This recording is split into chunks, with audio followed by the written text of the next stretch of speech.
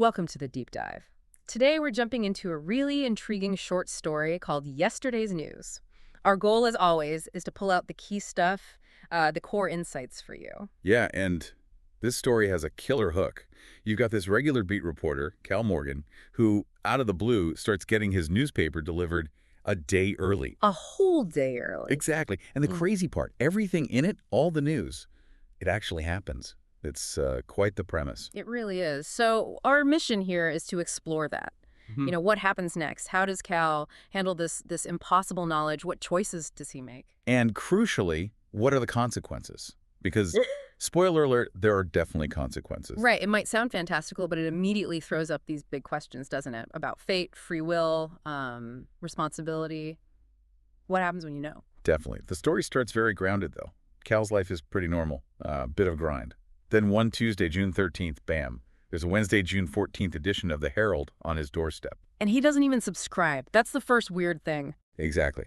So his first thought is, okay, this is some kind of mistake, or maybe like a weird ad campaign. Totally understandable. You wouldn't immediately think magic newspaper, right? Not at all. But But then the headlines from that Wednesday paper start coming true on Tuesday. like, what? What does he see? Well, there's a bad accident mentioned in the park. It happens. A big tech stock plummets. That happens too. The mayor suddenly resigns. Oh, wow. Yeah, exactly as printed. And this happens for a few days running. Yeah. The Tuesday paper predicts Wednesday. The Wednesday paper predicts Thursday. So the penny drops. This Yeah. isn't a gimmick. Not a chance. He's actually seeing the future, one day at a time. And that's when he starts thinking, what can I do with this? Naturally. So what does he do first? Well, career stuff, mostly, at the start. He uses the paper to break that mayor's resignation story way ahead of schedule. Looks like a genius. His editor must have loved that. Oh, yeah. Wendy, his editor, she's thrilled, calls him their gold mine. She has no idea where he's getting these scoops, of course. And he predicts a tech crash, too. Becomes some kind of financial guru overnight. Sort of, yeah. Makes him look incredibly insightful. He even leaks a scoop about a famous rock band getting back together, all thanks to the paper. But he doesn't just keep it professional, right? He starts using it personally. He does. Starts small, placing some bets, clearing his debts. Seems harmless enough. Uh-oh, I sense a butt coming. Well, yeah. The first really big intervention, the one that feels different, is the diner fire. He reads that Murray's Diner, a local spot, is going to burn down. So what does he do? He calls the fire department, gives them the address, tells them there's going to be a fire, and they get there in time, stop it before it really starts. So he saves the diner. He's a hero. For a bit, yeah, local hero. But that's the thing, isn't it? He didn't just report the future anymore. He actively changed it. Is that okay? What happens when you meddle? It seems like a good thing on the surface. Helping people, saving property. It does. But this act, this stepping in, it sets something else in motion. Because the next turn the story takes is much darker. Okay, I'm braced. What happens? Wednesday, June 21st. He gets the paper for Thursday, June 22nd. And he sees his own face staring back at him. No. Yeah. Front page, his obituary. Award-winning journalist Cal Morgan, dead at 34. Oh my gosh, just laid out? Completely. Says he was found dead Thursday morning. Investigation underway. Quotes from colleagues calling him gifted, dedicated to the truth.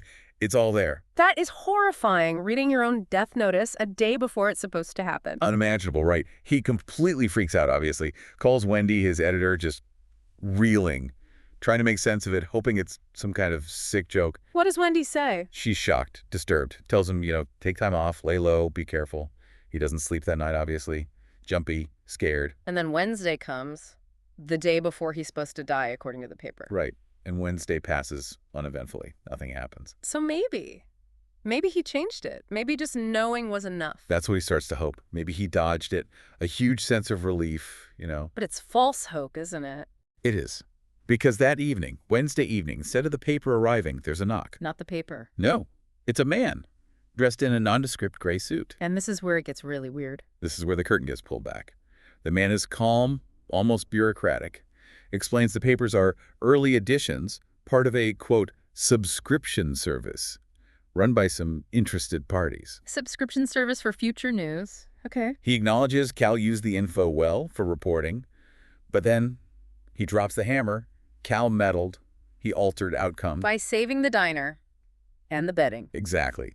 The man basically says the predictions were meant to be self-fulfilling. Cal's job was just to report what was coming, not to change it. He was supposed to be an observer, not an influencer. Whoa, so the future is fixed, in their view, and Cal broke the rules. That's the implication. He interfered. And now his trial period with the subscription, it's over. And there are consequences for breaking the rules. What kind of consequences? The man doesn't spell it out, but the threat is clear. Cal, being a reporter, reacts defiantly. He says he'll expose them, tell the world about the papers. Go public with the whole crazy story. Yeah. But the man in the suit just looks at him, completely calm, and says, "You won't live long enough." Chilling. Absolutely chilling. Right. That's when Cal knows he's in real danger. This isn't just about a weird newspaper anymore. His life is on the line. So he runs. He runs, grabs a bag, gets out of there, checks into a motel, tries to get the story out online, type up everything he knows. Let me guess. That doesn't work either. Nope. Power suddenly cuts out in his room. Just his room. Coincidence. Yeah. Unlikely. They're shutting him down, actively erasing his attempts to communicate. He's being hunted. Totally. He sees a black car that seems to be following him. The paranoia must be overwhelming. He feels completely isolated. Where does he end up?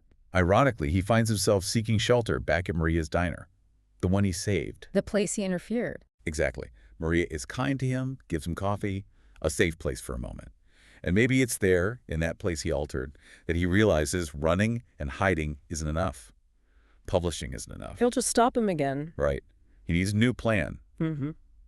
You can't outrun them, maybe. Yeah. Maybe you can outsmart them, find their weakness. So he needs information. Where does he look? Back to the source, the newspaper itself. He goes back to his now empty apartment, carefully examines one of the papers he kept, looking for anything. And he finds something. He does, tucked away, a return address. The Herald, Special Editions Division, with an address, 901 Arcadia Street. Which is? An abandoned warehouse district, dingy, forgotten part of town. But it's a lead, a physical place. So he goes there, alone. He does. He's desperate. He gets into this dark, huge warehouse. It's quiet, except for one sound, the rhythmic clank of a printing press. They're printing them there. Tomorrow's news. Seems like it. And then he sees him, the man in the gray suit, overseeing the press, as it turns out the next day's Herald. The source. Right there, the source. Cal has a lighter. His plan, desperate as it is to burn the place down, destroy the press, stop the future news. A very David and Goliath move. Totally. He confronts the man, threatens to burn it all. But the man, he's just dismissive, like Cal's an annoying fly. He's not worried. Doesn't seem to be. And just as Cal lunges with the lighter, someone attacks him from behind. He's hit hard, collapses. Oh no. So they're waiting for him. Looks like it. As he's losing consciousness, the last thing he hears the man in the suit say is, "Balance, Mr. Morgan, always balance." Balance. What does that even mean in this context? It's incredibly ominous. And then Cal wakes up. Where? Back in his own apartment. Friday morning now, June 23rd. He's confused. Maybe he thinks it was all a nightmare. But there's a newspaper, isn't there? There is, waiting for him.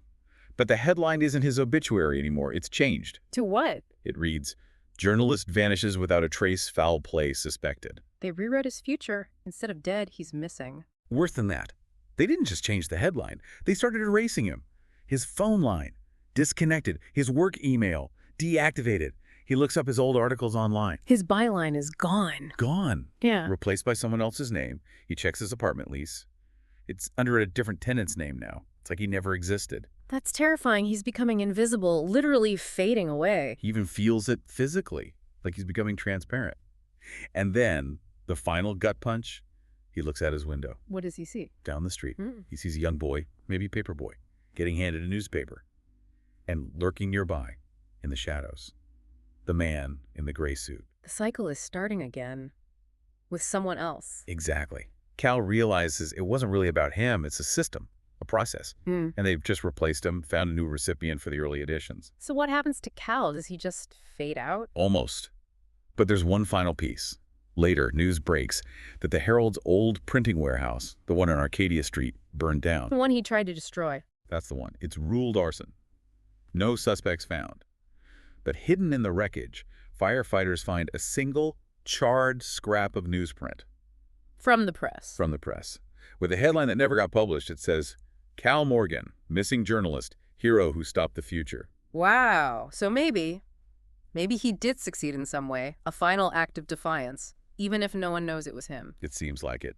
A small victory, perhaps, in his erasure. He might be gone, but he left a mark, tried to break the cycle. So wrapping this up, Cal's journey is pretty stark, isn't it? From having this incredible power, this knowledge, to becoming its victim. Absolutely. It really drills down on, unintended consequences, the danger of playing God, even with small things, the ethics of stepping in versus just observing. And the power of controlling information. Who gets to know the future and why? And what did they do to protect that control? Huge questions. It makes you think, doesn't it?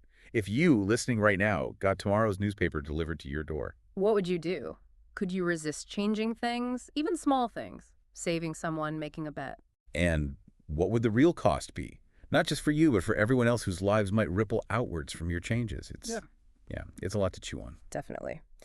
This deep dive into yesterday's news gives us a really thought-provoking scenario. It makes you question time, knowledge, free will, responsibility, all of it. A fascinating, if unsettling, story.